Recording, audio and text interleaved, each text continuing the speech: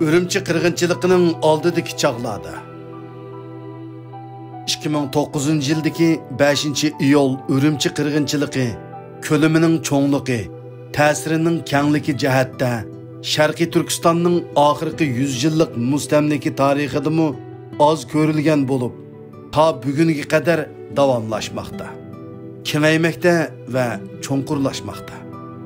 Uyg'urlar tarixda bugünkidek keng ko'lamda tutqun qilinmagan, qirilmagan edi. Tarixiy materiallardan ma'lum bo'lishicha, hozirgi zamon tariximizda eng cho'ng jang bo'lgan 2-qitimliq Cumhuriyet inqilobida Gomindangga tava Xitoylardan 18 mingi yo'qotilgan. 4500 Xitoy asirga tushgan. Milliy armiya jangchilaridan 3000 ga yaqin odam qurbon bo'lgan ekan. Ürümçi qirg'inchiligidan keyin zulm texmi chekiga yetdi. Xitoy zeminining bulung pushqoqlarigacha Uyg'urlarga dushmanlik hissiyoti qo'zg'atildi. Umumyuzlik irqiy qirg'inchilik boshlandi. 2009 yili 7-oyning 5-kunidagi qarshilik Guangdong Shaogan fojiasining sababidan maydonga kelgandek qilsimi, shu yillarda Uyg'urlar allaqachon saranga yaqsila tutishadigan holatga kelib bo'lgan edi. Qarshilikqa qatnashgan yoshlarning g'azabi shunchalik kuchli ediki, Uyg'urlarning 70 yillik g'azab nafratini ko'rib olg'ili bo'ladi. Tarixning burilish nuqtasi bo'lgan bu voqea cho'nqur orqa ko'rinishga ega edi. Birinchi, atalmış madaniyat inqilobi oxirlashib, Xitoylarga yaratilgan yaxshi fursatda yezilarga palangan Uyg'ur ziyoli yoshlarmu ma'lum sonda o'qishga va har xil xizmatlarga qabul qilindi. 70-yilning oxirlari, 80-yilning boshlarida Uyg'urlarda yanada o'qiganlar talada qolmaydi ekan degan ideya shakllanib, o'qish qizg'inligi qayta qo'zg'algan edi. Ota-onalar qo'llaridagi bar besatlarni setib degudek farzandlarini har xil maktablarda o'qitgan. Uyg'ur yoshlari xizmat tepishdan zo'r umidlar kutgan. Biroq 1996-yildan boshlab o'qish bitirganlarni bir tutash xizmatga taqsim qilish amaldan qilib, qo'sh yo'nalishlik tanlash degan siyosatni yo'lga qo'ydi. Buning chiroyli tushuntirilishi xizmat izdiguvchilar xizmatni o'zi tanlash, xizmatchi qabul qilguvchi o'rinmi kerak odamni o'zi tanlash edi. Qarmoqqa ikkili tarafga erkinlik berilgandek qiladi. Amaliyotda mana shu siyosat yo'lga qo'yilgandan boshlab Uyg'ur yoshlari millat sifatida chetga qiqilishga boshladi.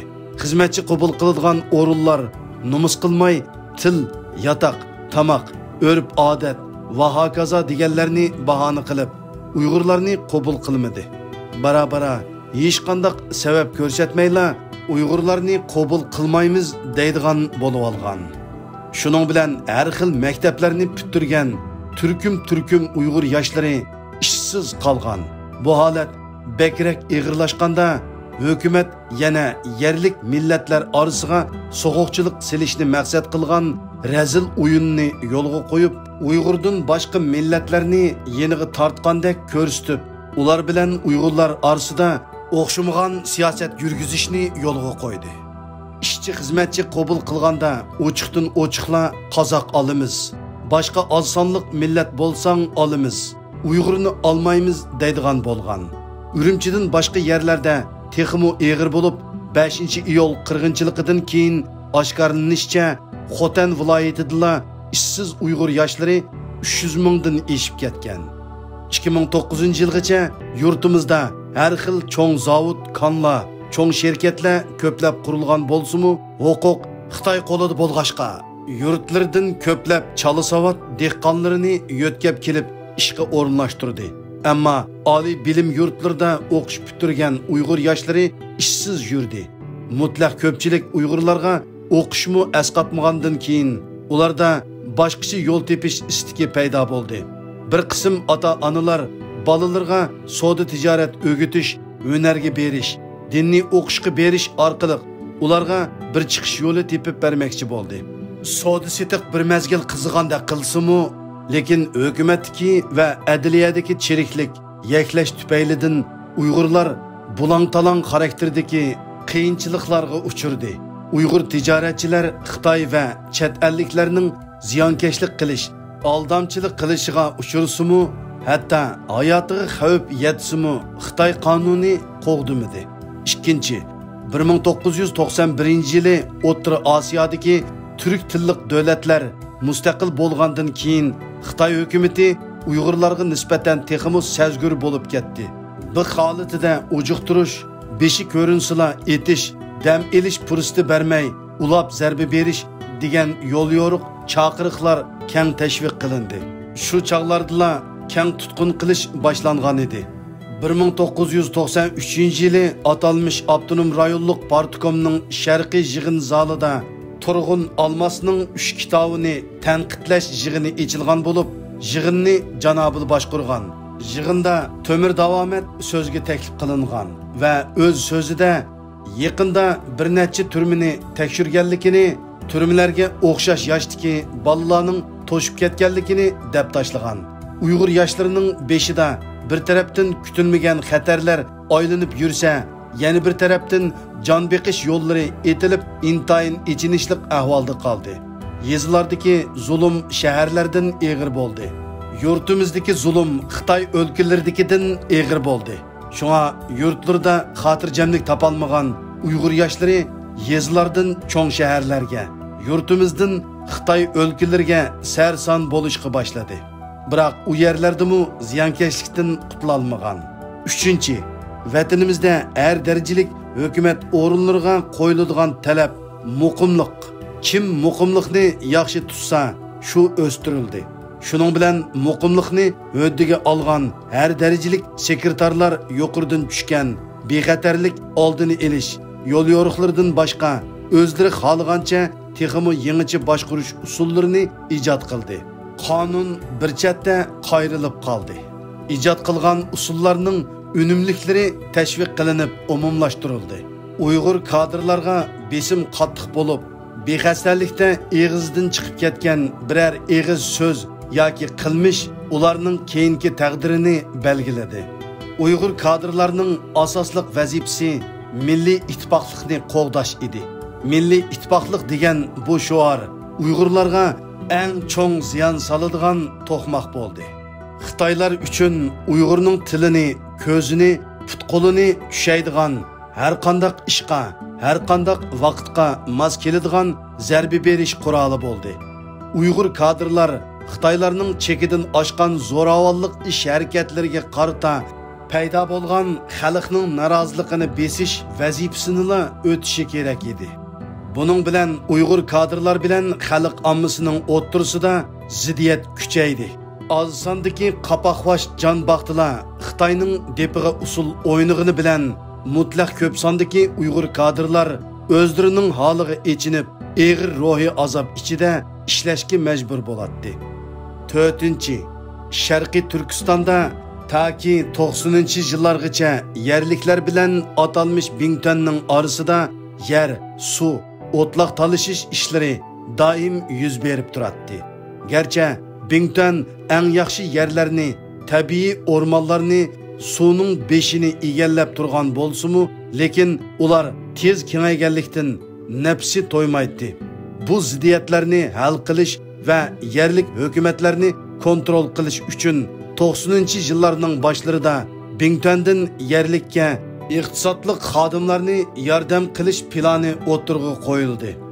Bu planning mazmuni Bingtondan 500 Xitoy kadrini ajratib, har darajalik yerlik hukumatlarning rahbarlik o'rinlariga o'rinlashtirish bo'lib, bu planning amalga oshishi bilan viloyatdan nahiya yezilargacha har darajalik asosliq huquqni Bingtondan kelgan Xitoylar egalladi. Undan boshqa har yili harbiy saptin kasb almashtirgan minglarcha Xitoylarga 2-3 oy Uyg'urcha o'gitibla har darajalik rahbarlik o'rinlariga o'rinlashtirdi. Har yili Xitoy o'lkalarida o'qish bitirib ish topolmay qolgan Xitoylarni yuqori ta'minot bilan jalb qilib, kadr qilib ishlatdi. Mana mushundaq taraf-tarafdan egallash orqali kentdan tortib viloyatgacha toki atalmış Abdunum rayonining organlarigacha muhim huquqlar Bingtuanga o'tib ketdi. Bu Xitoylar yerlik o'rinlarda ishlasimi, tizgini Bingtuanda bo'lg'ashqa yerlik o'rinlarning manfaati qurbon qilinib, yerlik egilik vayron bo'ldi. Dehqonlar yersiz, suvsiz qilib, hattoki kent yezi bo'yicha teriqchilik qilish imkoniyati bo'lmag'ach, yezilardagi Uyg'ur yoshlar uy makonlarini tashlab, tirikchilik yo'li izlab, sarson bo'lishga majbur bo'ldi. 5. Tarixdan buyanqi milliy o'chmanlikni Xitoy hukmronlari paydo qilgan edi. Chiriklashgan kommunistlar bu o'chmanlikni voyaga yetkazdi. Xitoy fuqarolari hukmron millat bo'lishning ta'mini Sharqiy Turkistonga kelgandan keyinla tetigan. Sharqiy Turkistondagi ayshi ishratlik turmushidan ayrilib qolishni ular zodili qabul qila olmaydigan holga kelgan. Xitoy o'lkalarida jinini boqolmay qolgan tilamchilar, jinoyatchilar vatanimizga kelib boy bo'ldi. Amaldor bo'ldi. Zo'ravonga aylandi. Amaldor bo'lganlari yurtdoshlarini elib kelib qonunsiz tapovatga yo'l ochib berib naf oldi. Yillardan buyanqi zo'ravonliklarga qilingan qarshiliklarni bana qilib, ko'chalardagi baqqol, muzdoz, eski tuski yig'adigan lalmi Xitoylarni yig'ib, saqchi, amonlik saqlash atretlari degandeklarni tashkillab, yuqori ta'minot bilan yezi kent bozorlarining amonligini saqlash ishlarini shularga topshirdi. Tünügülla koçularda dügdərəb yürgen lalmı Xitaylar bugün Uygurlarını başqurduğan zoravan boldu. Əksicə, öz yurtumuzun nahiye yezilərdən Ürümçiге kelib tirikçilik qılıbatqan Uygurlarının günü intayin qiyin idi. Ali məktəbni pütürgen Ürümçi nopus Uygur yaşları koçu süpürüp yürgen yerde nahiye yezilərdən kelgen Uygurlarının iş tepişi teximi təs idi. 6. Adliyadagi tengsizlik kündün kuniga eg'irlashdi. Yillardan buyon Xitoylar Uyg'urlardan zarba yeb qolsa, saqchilar bütün kuchini markazlashtirib, izlab tepib, qattiq jazolaydigan. Uyg'urlar Xitoylarning ziyonkashligiga uchursa, egi bo'lmay, besiq turib yetadigan yoki gunohni Uyg'urga ortib qo'ydigan, hatto Xitoy lükçeklar Uyg'urni urib o'ltirib qo'ysimi, so'ralmaydigan. Uyg'urlar da'vo qilsa, ularni jazolaydigan darajaga berib yetdi. Adil bo'lmagan siyosat Uyg'urlarni o'zining qonuniy haqqini, iqtisodiy manfaatini, hatto hayotini qo'g'day olmaydigan holga keltirib qo'ydi. Ota-onalar farzandlarining bexatarligidan ansirabli yuradigan, yoshlar jamiyatdan umidsizlanib, ig'ir besim ostida halsıravatqan holat shakllanib bo'lgan edi. Xitoylar bo'lsa, o'ziga ega bo'ladigan hukumat, armiya, saqchi va qonun o'rinlarining panohligida yuriki yo'g'inab, to'plashib Uyg'urlarni uradigan ishlar ko'payib ketdi. Hatto shu darajaga berib yetdiki, kashlari Uyg'urlarning jasadlari ko'chalarda qoladigan, ko'p kunduzda yo'lda ketayotgan yosh Uyg'ur qiz-cho'qonlarni mashina bilan kelibla bulab keçip, növbətlişib, basqınçılıq qılıdığan vəqələrmi bir neçə qitim sadır boldu. 90-cı yılının o'ttirlarida bozaq qilinishqa taqati qalmagan bir neçə yosh keçide chiqib 4 Xitoyni bo'g'izlab o'tgan edi.